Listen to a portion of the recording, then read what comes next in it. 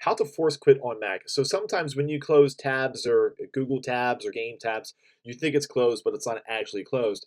So for example, I have my Steam account open here, and you see at the toolbar here, you have the Steam icon with a little white dot there. That shows that the program is running. So what I'm going to do is actually come up here to the top left corner and hit X. Now, in theory, that would close out the program.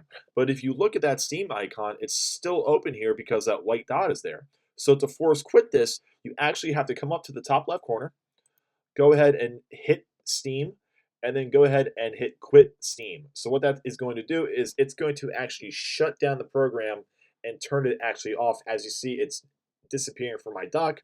So if I were to open Google Chrome, and as you see, the dot is on, but I don't have an actual Google Chrome tab open, so we can go ahead and click on Google Chrome. I have my internet open, so we are going to X out of this.